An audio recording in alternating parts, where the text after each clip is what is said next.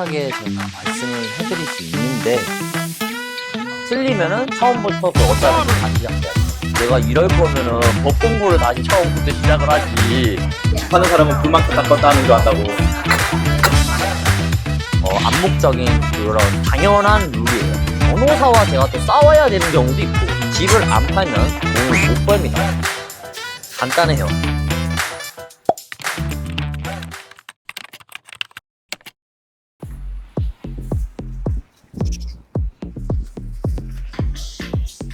형님?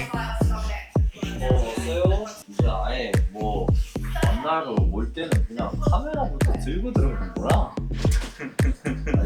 마이크 하세요. 좀 익숙하다. 이제 익숙해. 커미션이 얼만지 솔직하게 제가 다 말씀을 해드릴 수 있는데 말을 하면은 이 모든 업계에 있는 분들한테 파장이 이만저만이 아니라서 카페 갈까요? 구독자 여러분 안녕하십니까, 데이비드 킴입니다. 그래서 오늘의 주제는 뉴질랜드에서 공인중개사 되는 법인데 질문을 좀 드리면 어떻게 공인중개사가 되는지, 어떤 일들을 하게 되는지.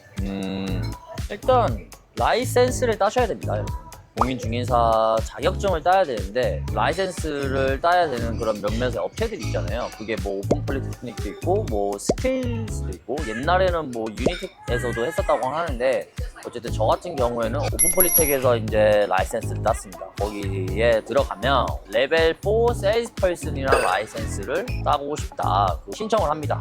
신청비는 대략 1,100 얼마? 코스 자체가 6개월 코스입니다. 온라인으로 페이퍼를 받고 자기가 알아서 공부를 해서 어사이먼트를 내고 6개월 코스인데 제가 하기 나름이에요. 솔직히 저 같은 경우에는 3개월 만에 땄거든요. 정말 빡세게 이걸 빨리 따고 이 업계로 빨리 들어가고 부동산 에이전트로서의 생활을 하고 싶다면 그만큼 노력을 해야겠지만 어쨌든 그만큼 빨리 딸 수 있는 그런 기회가 있죠. 6개월에서 그 자격증을 따면 네. 바로 취직이 가능한가요? 그러니까 학고츠에서 제가 지금 일을 하고 있잖아요. 저는 가서 이제 인터뷰를 통해서 이제 브런치 매니저랑 얘기를 하고 앞으로 페이퍼가 어느 정도에 나올 예정이라는 것도 얘기를 하고 서로 그러니까 협의해야 될 거는 협의를 하고 그 다음에 페이퍼를 저는 최대한 빨리 땄죠. 페이퍼를 따가는 게 그러니까 라이센스를 땄죠. 네. 그 코스가 처음에는 다 이제 어사이먼트인데 저 같은 경우에는 페이퍼가 3개가 있었어요. 페이퍼 하나당 이제 어사가 3개씩 들어가야 됐었어요. 어사이먼트 1을 빨리 하고 제출을 하고 마킹이 될 때 저는 벌써 어사이먼트 2를 시작을 하고 공부를 하고 그렇게 할 수가 있는 거예요.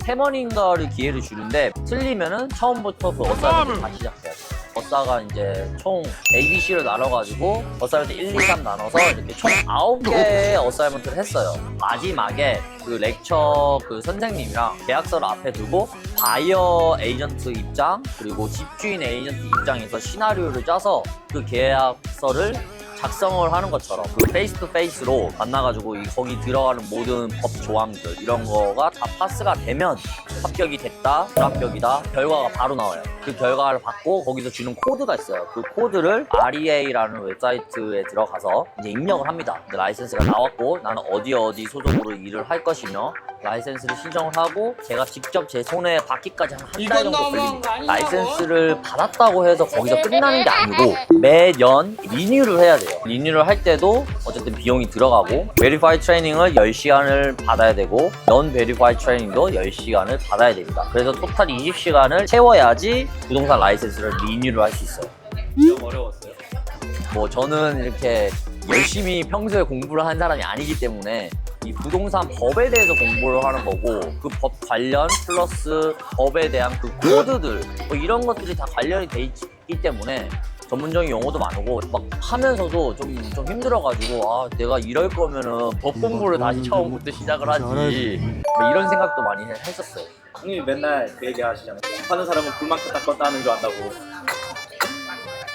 집을 살 때까지 형이 하는 일에 대한 과정을 한번 설명해 주면 재밌어요. 이걸 하나부터 여기까지 다 말하기가 근데 이거 좀 정리해서 말하기가 너무 힘들 것 같은데 또 너무 간단하게 말해버리면은 별거 없어. 별거 없어. 에이전트들은 뒤에서 서류 업무 작업하고 뭐 백신에 사는 게 너무 많으니까 근데 앞에서 보이는 거는 뭐 와갖고 뭐 물어보면 말 몇 마디 하고 집 보여주고 뭐 관심 있으면 뭐 살래 말래 이 얘기하고 그렇기 때문에 뭔가 디테일하게 말하기도 애매한데 그렇다고 또 너무 쉽게 말해버리면은 또 그냥 불 껐다 켰다 하고 문 열어줬고 잠그고 그냥 이렇게 하는 꼴이 돼버리니까 이게 말하기가 되게 애매해요. 옥션이면 옥션에 관한 그 서류들이 다 준비가 되고 들어가야 되고 캠페인 맞춰가지고 다 움직여줘야 되고 또 옥션이어랑 또 해야 될 미팅들이 있고 뭐 저 같은 경우에는 푸켓코이에서부터 노쇼까지 다 까봐오고 있기 때문에 푸켓코이에서 미팅하고 넘어오면서 시트에서 또 미팅하고 넘어오면서 또 북쪽에서 또 미팅하고 막 또 바이어가 이제 또 오면은 그 바이어한테 줘야 될 정보적으로 조언을 해줘야 될 것들 그런 페이퍼워크도 너무 많고 왜냐면 집집마다 다 다르거든요. 확실하게 딜링을 해야 되는 그런 업무들도 있고 문제가 생겼을 때 그 문제를 처리하는 데 있어서 제가 알고 있어야지 법이 이러이러하고 이런 것들은 법적으로 괜찮지만 이런 것들은 뭐 또 아니다 하는 이런 부분들을 또 변호사와 제가 또 싸워야 되는 경우도 있고 그래서 부동산 에이전트는 단지 절대 문을 열어주고 문 닫고 불 켜고 불 끄고 오픈홈 준비하고 절대 그렇지 않습니다. 부동산 에이전트는 변호사보다 똑똑해야 되고 모든 법 이런 것들을 다 알고 있어야 돼요. 좀 다재다능해야 되네요. 저를 개인적으로 그렇게 생각합니다. 부동산 에이전트는 모든 법, 비자 업무, 문제 해결 능력, 인맥 모든 게 다 있어야 돼요. 다 할 줄 알아야 돼요. 그런 지식들이 다 있어야 돼요. 이거는 이제 첫집 사시는 분들을 위한 조그만한 팁, 정보 이 정도인데 많은 분들이 이제 조금 오해? 잘 모르시는 부분이 있는데 예를 들어서 트레이드미 올라왔어. 근데 이 집에 관심이 있어. 바이어가 오픈홈에 참석을 미리 했어. 근데 이 집이 너무 마음에 들고 너무 관심이 있어. 근데 에이전트가 마음에 안 들어. 그래서 나한테 연락이 오네. 데이비드님 제가 이 집을 보고 왔는데 이 집을 사고 싶은데 이 집이 옥션이네요. 이 집을 살 수 있게 도와주세요 라고 말씀을 하시거나 그렇게 생각을 하시는 분들이 생각보다 많이 계시더라고요. 그 부분이 있어서는 제가 도와드릴 수가 없어요. 왜냐하면 저와 컨택하기 전에 바이어들이 이 집을 먼저 보러 갔어. 갔을 때 집을 팔고 있는 이 리스팅 에이전트가 전화번호도 물어봤을 거고 이메일도 물어봤을 거고 이름도 물어봤을 거고 얼굴도 다 보고 대화를 한 상태예요. 그죠? 그러면은 디테일이 다 넘어가 있는 상태에서 저한테 오시면 이 리스팅 에이전트 입장에서는 이메일 이거고 전화번호고 이거 커스터머야 이런 경우가 종종 생겨요. 그러기 때문에 제가 도와드릴 수가 없어요. 그때 그게 부동산 에이전트 이 세계에서 서로 간에 암묵적인 그런 당연한 룰이에요. 저희가 픽스가 돼 있는 커미션이 있어요. 뭐 바푸스에서는 픽스돼 있는 디폴트 커미션이 있고 AYT에서도 커미션 픽스 레이트가 있고 핫코츠나 핫코츠도 따로 있는데 어떤 에이전트를 만나냐에 따라서 좀 혜택을 받을 수 있는 그런 부분들이 있어요. 집집마다 일단 커미션이 다 다르고요. 에이전트들마다 제공을 해주는 그 서비스가 다 다르기 때문에 중요한 거는 제가 PD님한테 오퍼를 해주는 뭐 그런 혜택들이 있을 거예요. 분명히 다른 에이전트와 상담을 하셨을 때 비교가 될 거 아니에요. 나는 뭐 예를 들어서 뭐 3%를 제공을 했다. 근데 얘는 뭐 2.5%를 제공을 했다. 근데 얘는 커미션이 조금 싼데 비해 내가 또 비처리가 더 빠르고 인맥이 더 좋고 3%를 하되 뭐 광고비를 조금 깎아준다든지 이런 혜택들이 다 있단 말이에요. 조금씩 조율이 가능해요. 조금씩 조율이 가능해요. 그거는 팩트니까. 예를 들어서 커미션이 10,000불이라고 쳐요. 보통 일반 사람들은 그 10,000불이 다 제가 먹는다고 생각을 해요. 에이전트가 먹는다고 생각을 한다고. 근데 그 10,000불에 대한 거는 에이전트가 절대 다 먹지 않습니다. 예를 들어서 제가 핫코츠 소속으로 일을 하고 있잖아요. 그럼 그 10,000불에서 퍼센테이지의 포션이 핫코츠로 들어갑니다. 어떤 사람은 뭐 20% 가져가고 핫코츠가 어떤 사람은 뭐 30% 가져가고 이러기 때문에 그 보이는 10,000불이 절대 에이전트가 다 먹지 않습니다. 해외에서 공인중개사 일을 하세요? 현실적으로 말씀드릴게요. 정말 현실적으로 부동산 일에 관심이 있고 이거를 정말 내가 올인을 해갖고 팔 자신이 있으시다 하신 분들은 해보세요. 그렇지만 최소 6개월치의 세이빙을 만들고 하세요.